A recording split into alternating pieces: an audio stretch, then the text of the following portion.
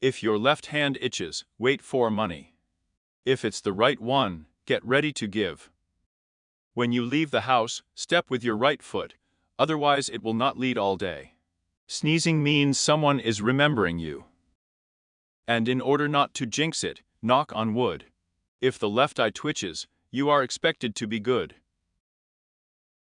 If the right ear is on fire, let them praise, and if the left ear is on fire, then they slander.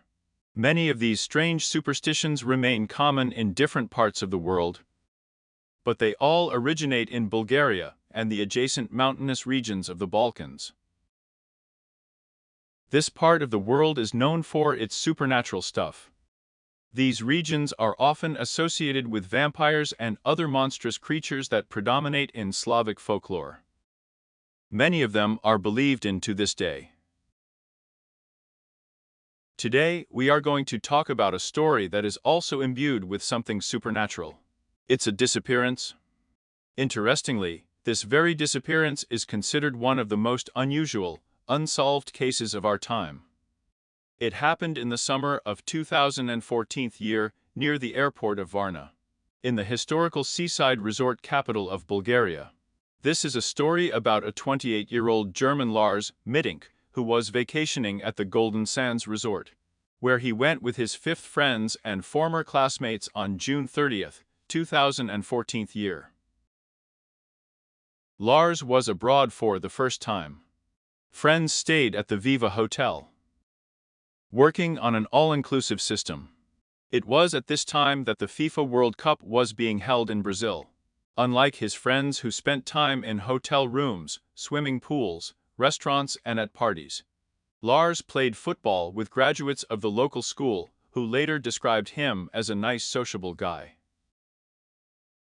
On the 3rd of July, Lars and his friends went to the Mystery of Golden Sands bar to watch the World Cup quarter-final game between the Netherlands and Costa Rica. The game started at 23 o'clock local time. The bar was decorated with the symbols of the World Cup. Additional screens were installed there to broadcast the game, and on each of the tables there were small flags of the countries represented by the guests of the bars. Lars and his friends were drinking and having fun, exchanging flags. He and his friends were fans of Werder Football Club from Bremen. Also in the bar, there was another group of graduates of the school, fans of Bayern Munich. A small verbal altercation took place, but soon it came to naught. After a while, the friends left the bar and headed towards the hotel. It was 4 o'clock in the morning. It was no more than a kilometer to the hotel on foot. But on the way, Lars' friends decided to stop by McDonald's for a snack. Lars maintained a small diet, and in general he did not like the food from McDonald's. He informed his friends that he would go to the room. Friends did not argue and let him go alone. In the morning, Lars met with friends, and told that at night on the way to the hotel, he was beaten by some people, either Russians or Bulgarians.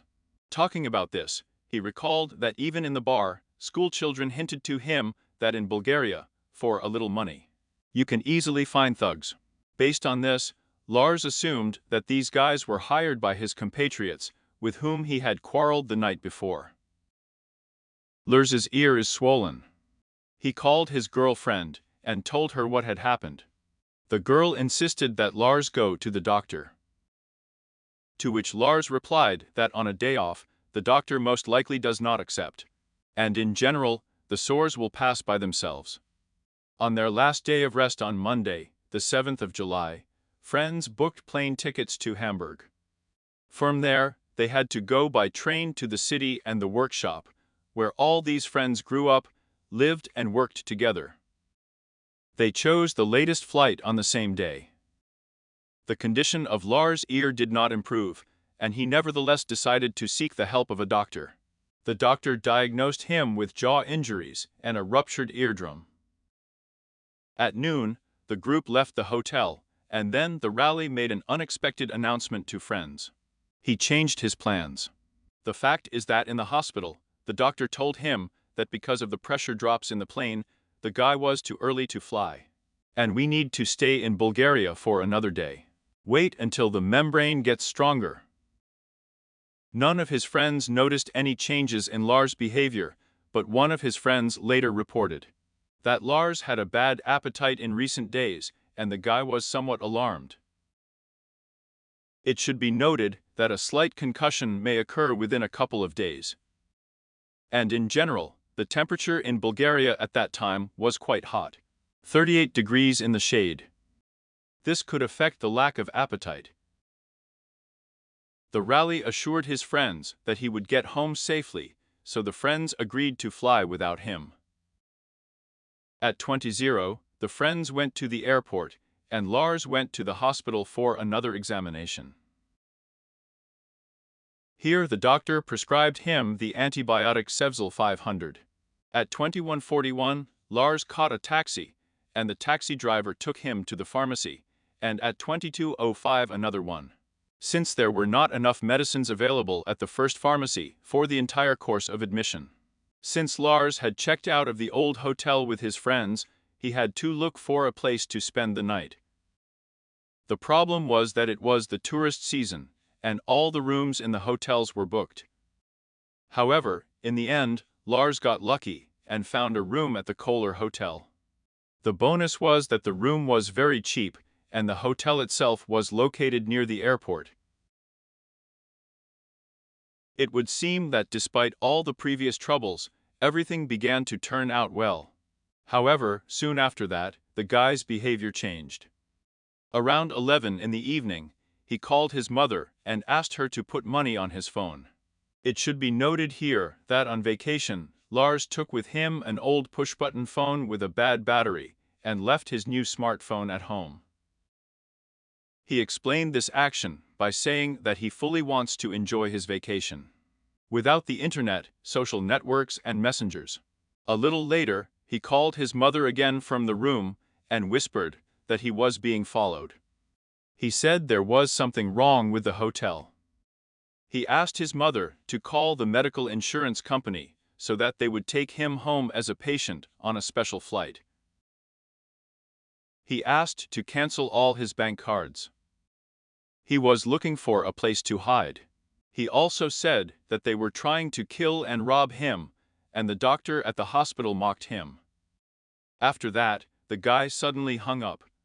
On the 8th of July, at 2:30 in the morning, Lars called his mother again and whispered that 4 people were watching him, and hung up.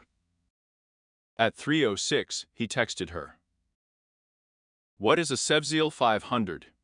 Another exactly the same message at 3:15. Mom was terrified. She was 2,000 kilometers away and had no idea how to help her son. She spent the whole night without sleep. In the morning, Lars called her again and told her that the people who were chasing him were approaching. Mom wanted to ask him more about everything, but he said that his phone was running low. Leaving the hotel at 5 in the morning, Lars got into a taxi and drove to the airport. A woman was already sitting in the taxi, but Lars waved his hands so desperately and begged to bring him that the taxi driver agreed. Later, both the passenger and the taxi drivers said that Lars' pupils were dilated. After a while, he sent a message to his mother. "I got to the terminal." His phone was almost empty, so he called his mother and laconically asked to transfer €500 to him through Western Union. According to the rules, people who have recently been admitted to the hospital must get approval for departure from a doctor at the airport. The rally entered the doctor's office, threw his bags on the floor, and sat down on a chair. However, he continued to behave strangely. It was a routine examination, but he really seemed unbalanced to me. The doctor examined the ear, made sure that there was nothing serious there, and gave permission for the flight. He also took Lars' temperature 37 and 2. The doctor offered to give Lars a pill, but he refused. The doctor noticed that the guys are being pursued by paranoia. He didn't trust the medications he was given for ear pain. Constantly looked around, behaved strangely. Then a builder entered the doctor's office. One of the terminals was under repair. The rally tensed and trembled all over. He muttered something to himself and said, "I don't want to die here. I have to get out of here." Suddenly, he jumped up from his chair and ran out of the office, leaving his luggage on the floor. He ran past exits, check-in counters, and baggage claim points. Then I ran out to the parking lot and rushed into the forested area around the terminal, where dense trees fit tightly together. He was filmed by CCTV cameras, and that's it. From now on, Lars Mittank was never seen again.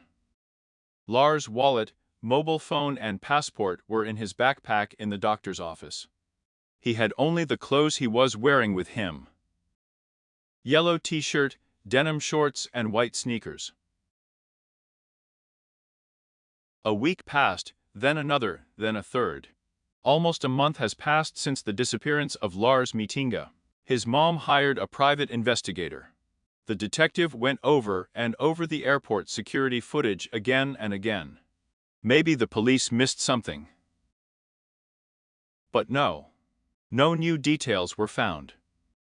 The detective called all the hospitals and homeless shelters without an identity card. Lars Mittank could simply be recorded as John Doe. But there was nothing there either. The detective went to Varna and began handing out leaflets with a photo and signs of Lars. However, there were no people who could recognize him. Speculation has crept in that Lars faked his disappearance to start a new life.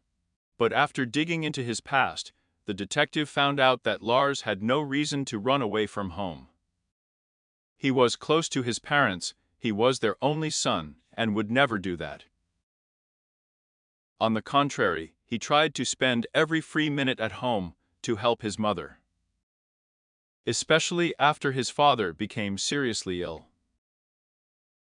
There were reports that he was seen here and there, but the police could not confirm them. A year after the disappearance, a trucker saw a very similar young man hitching a ride on a deserted road in the vicinity of Varna. In Poland, there was a homeless man who looked very similar to Mittank. One of the Reddit users claimed to have seen Lars in Canada. However, this publication was later deleted. The rally loved active recreation. He knew how to hunt, fish, and set snares. Could he survive the elements? In summer, it is extremely hot in Varna. It is almost impossible to survive without water. There is a big river near the airport. The police suggested that Lars could have found a hut on its shore and settled there. But the police checked the water area of the river with the help of drones, and then with search dogs. But they didn't find anything. 2 years later, in December of the 2016 year, there seemed to be a breakthrough in the case. Police in the Brazilian port of Velo noticed a man walking barefoot on the highway. He looked disoriented. The clothes were shabby. The man didn't know who he was. A photo of this man lying in a hospital bed was scattered on social networks. It was the spitting image of Lars Mittank. Same height, same build. It all fit together. But, unfortunately, it wasn't Lars. This person turned out to be Canadian Anton Filippa, who disappeared in Toronto 5 years ago. In 5 years, he crossed 10 countries on foot without documents and money. How he managed it is still unclear. As it turned out, Filippa crossed the US border. From there he reached Mexico, after which he visited Guatemala, Costa Rica, Panama, Colombia, Venezuela, and Argentina. He walked most of the way. Sometimes he hitched rides or hid in trucks and rode like a hare. On the way, the man ate fruits and berries. In the cities, he got food and clothes from garbage dumps. As a result, he was reunited with his family. And Lars' mother sincerely believes that one day such luck will smile on her family. Today, the disappearance of Lars Mittank is one of the most famous disappearances of people captured by a surveillance camera. Some believe that he deliberately staged his disappearance. Others believe that he overdosed on drugs and subsequently died of an overdose. Still others believe that the guy was enslaved. And this version is not surprising, since Bulgaria is one of the leaders of the EU countries in terms of human trafficking. People are forced into slavery, prostitution, and drug trafficking. So what happened to Lars Mittank? And what could have caused his strange behavior before disappearing? Although the only diagnosed injury was a ruptured eardrum, it is quite possible that there was also a slight concussion or other head injury, which caused Lars to show disorientation, a feeling of paranoia, and other factors that led to his disappearance. It is also necessary to clarify the situation around the drug Sevzil 500, about which Lars wrote to his mother. This is an antibiotic with the active substance cifrazil. In Germany, it is not prescribed because it is a very strong substance with a certain number of side effects. Some researchers show that CBD is safe on its own, but in combination with alcohol and drugs can behave in unpredictable ways. If this is indeed the case, then there is no official diagnosis that could confirm this. And so many years later, the whereabouts of Mittank, alive or dead, remains a mystery.